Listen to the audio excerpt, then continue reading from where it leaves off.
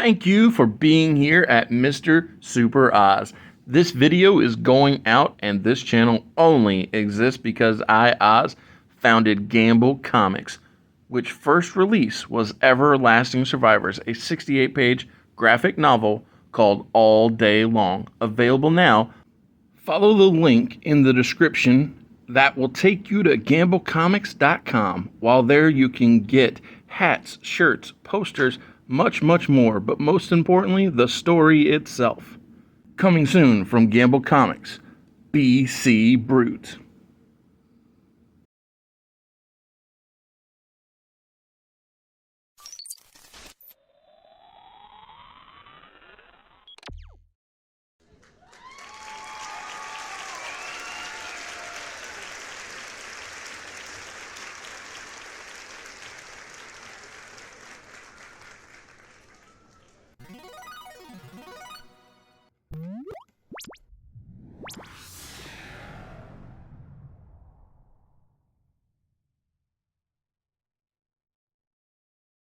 Smackdown. Louisville, Kentucky.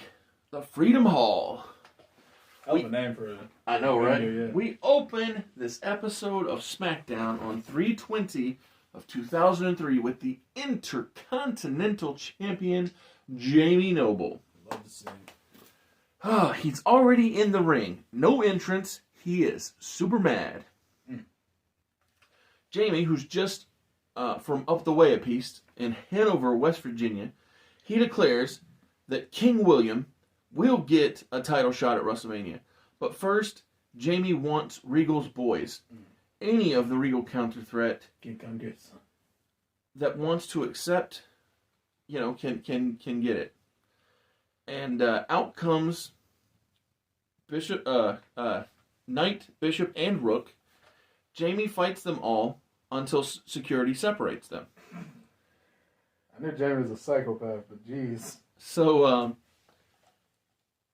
it is declared, I didn't actually write this, but it is declared that this is being put off until next week. Okay. But because Jamie is so determined, he says, no, it's not just which one of them wants it. I'm fighting all of them. Jesus. And so Jamie is doing a gauntlet match, one after the other, next week. Love to see it.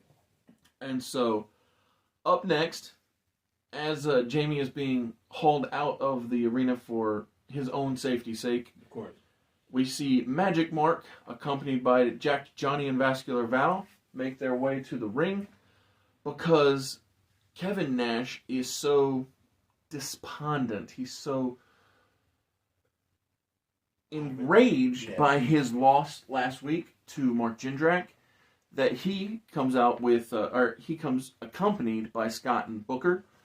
He comes out to get his revenge on Magic Mark.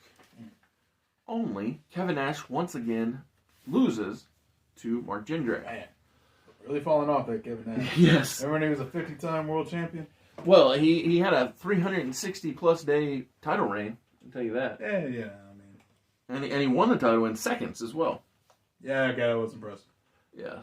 Although he beat Bob Backlund. At a house show. But, it is what it is. Statistics. Yes. So up next is it is the continuation of the White Boy Challenge. White boys. But the thing is, it's not. This is not a traditional white boy. It's not what Rodney Mack is used to. So who challenged Rodney last week? Do you remember? The Hurricane. The Hurricane.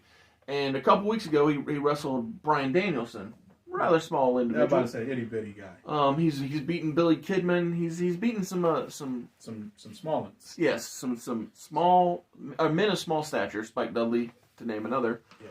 Well, tonight Is he wrestling a biggin? he is wrestling Big Evil Chuck Palumbo, former television champion himself. Hate to be Rodney. And so Rodney Mack is not having his traditional beatdown match. He's not having there's no drive-bys happening. There's no Mack attacks. There's no Michinoku drivers. But what Rodney Mack does have is the assistants of Farouk and Bradshaw, along with Teddy. I'm not seeing them show up. But, yes, but more importantly than that, because, see, Chuck is not lacking in intelligence. So he knows these guys are out here. But what he doesn't see coming is a young Viper, a future legend killer. He doesn't see him until he jumps over the barricade, slides into the ring, and Chuck goes to touch him, but Randy runs on out. That's when Rodney Mack hits him from behind, and just quick rolls up 1, 2, 3, and runs the heck out of that. And he don't want none. He's like, got that title. He got AJ Styles' theme song earlier. Yeah, on one. Exactly. And so it's just a way to keep the stuff going with Evolution and the writers without actually having Randy do anything physical. He's just more... I mean, it's fine for him because he's in Triple H's entourage, and by rule, he can show up whenever he wants. Exactly. So the champ is special like that. Exactly. But good stuff nonetheless. And so we see Randy join Triple H in the back with Stephanie, and Steph's like, "You're only supposed to be here as a guest." What? Right? It's a darn good thing you did not touch him, because I do not want to have to find you guys again. I'm like, this is just, it's getting ridiculous, guys. I'm about to say, we don't even do anything with the money. We just take it. I mean, make a wish. Give it to Make-A-Wish. There you go. So, give it out to the kids. So after that segment, we see another ad for Nathan Jones. Cool. Man of Violence, I'm calling him. It's a good nickname. Yeah, it's just we go over his history of violence and what led to him being locked up and becoming the Colossus of Bagaro, as they called him. Did that do that in real life? What did he do? I don't know. They didn't actually say. Okay. The only part that they actually do is call him the Colossus of Bagaro, which I don't even know what a Bagaro is. I'm about to say, I was trying to figure, is that a place? It's the row in this prison. Oh. Yeah, okay. In Australia. Fair enough. What does it even mean? I don't know. It's just, scary looking stuff, locked up guy. Gur. Yeah, Gur, exactly. After the package rolls, Billy Kidman makes his way out to the ring. Even though he came up short last week with Rey Mysterio, he's doing his best work here tonight against King William, who is flying solo after his boys confronted Jamie. So Jamie wasn't the only one escorted out for the chaos. Of course. Also, the other three, who Jamie will be wrestling in a gauntlet match next week, were also escorted out. So Regal is all by himself. Correct. Well, minus Terry. And yes, Terry's with him. So King William wins, and after the victory, he and Terry are quite fond of themselves, quite happy with themselves. They're in ring, and a man who is upset with life in general comes out and makes sure that King William does not end this night happily. When the Undertaker rides his motorcycle out, goozles him, chokeslam, last ride, does the raised arm thing, and we just send the people home happy because Taker's just an upset fella. Absolutely. And so it's just a way to get him on the TV, show off. Lots of people are angry in my universe. Yeah, I'm about to say, poor guys. Yes. Therapy. We need to lots of therapy. Where's Dr. Shelby?